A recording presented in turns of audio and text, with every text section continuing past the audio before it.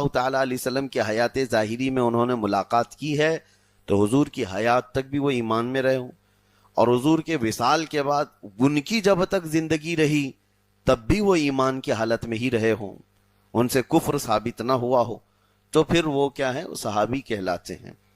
اب کسی بھی صحابی کی گستاخی کرنے والا گمراہ اور بد مذہب ہے،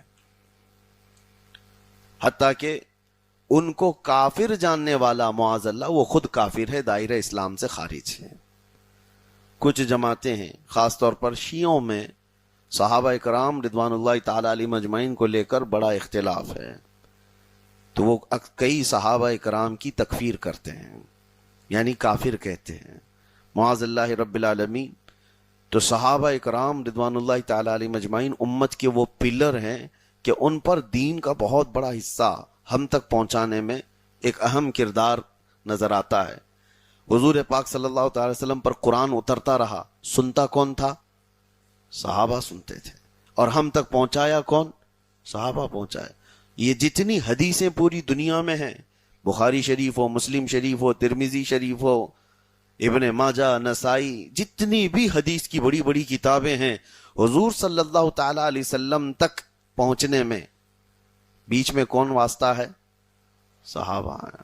حضور صلی اللہ تعالی علیہ وسلم سے انہوں نے ایک ایک بات سنی اور امت کو ٹرانسفر کیا، حتیٰ کہ حضور کے عمل کو ٹرانسفر کیا، حضور کے قول کو ٹرانسفر کیا، حضور پاک صلی اللہ تعالی علیہ وسلم کے نمازوں کو، ان کے احکام شریعت کو، سب کو کس نے ٹرانسفر کیا؟ صحابہ۔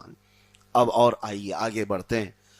صحابہ کن کن میں؟ انسانوں میں ہوتے ہیں کہ جنات میں ہوتے ہیں، جانوروں میں ہوتے ہیں، فرشتوں میں ہوتے ہیں، کیا سب میں ہوتے ہیں جنہوں نے حضور کو دیکھا؟ کیونکہ اللہ کے رسول صلی اللہ تعالی علیہ وسلم پوری کائنات کے رسول ہیں، سب کے رسول ہیں۔ تو اب آپ کو اہل سنت و جماعت کا مسئلہ میں آپ کو بتاؤں، اللہ کے رسول صلی اللہ تعالی علیہ وسلم جن کی طرف رسول بنا کر بھیجے گئے، یعنی شریعت کے احکام دے کر کے بھیجے گئے، ان کے لیے ہے یہ، جانوروں کے لیے شریعت کا حکم نہیں ہے، تو ان کے معاملات نہیں ہیں۔ تو لہٰذا انسان اور جنات، ان کے لیے شریعت آئی ہے، تو جن کے لیے شریعت دے کر بھیجا گیا ان کے ہاں یہ صحابی ہونے کا شرف ملے گا۔